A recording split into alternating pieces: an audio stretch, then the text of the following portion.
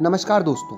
एक बार राजा भोज के दरबार में एक सवाल उठा कि ऐसा कौन सा कुआं है जिसमें गिरने के बाद आदमी बाहर नहीं निकल पाता।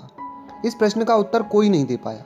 आखिर में राजा भोज ने राज पंडित से कहा कि इस प्रश्न का उत्तर 7 दिनों के अंदर लेकर आओ, वरना आपको अभी तक जो इनाम और धन दिया गया है वापस ले लिया जाएगा और इस नगरी को छोड़कर दूसरी जगह जाना होगा।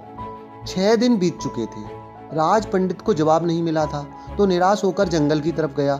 वहाँ पर उसकी भेंट एक गडरिये से हुई।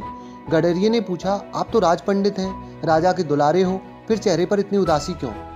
तो पंडित ने ये समझकर कुछ नहीं कहा कि ये गडरिया मेरा क्या मार्गदर्शन करेगा। इस पर गडरिये ने पुनः उदासी का कारण पूछते हुए कहा, पंडित जी, हम भी सत्संगी हैं, हो सकता है आपके प्रश्न का जवाब मेरे पास हो, अतः निसंकोच कहिए।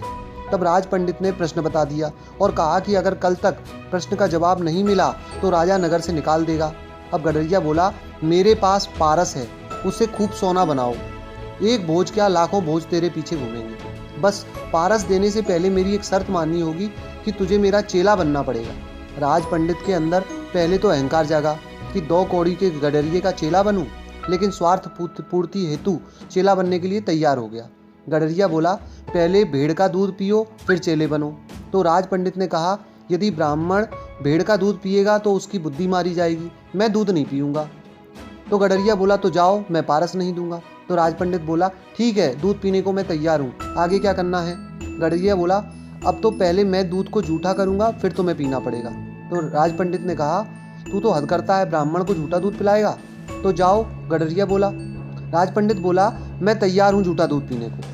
गडरिया बोला, वह बात गई, अब तो सामने जो मरे हुए इंसान की खोपड़ी का कंकाल पड़ा है, उसमें मैं दूध दूंगा, उसको जूठा करूँगा, फिर तुम्हें पिलाऊंगा, तब तुम्हें पारस मिलेगा, नहीं तो अपना रास्ता नाप लीजिए। राज पंडित ने खूब विचार करके देखा और कहा, ठीक है तो कठिन, लेकिन मैं तैयार हूँ। गडरिया बोला, मिल गया जवाब। यही तो कुआं है लोभ का, तृष्णा का, जिसमें आदमी गिरता चला जाता है और फिर कभी नहीं निकलता। जैसे कि तुम पारस को पाने के लिए इस लोभ रूपी कुएं में गिरते चले गए।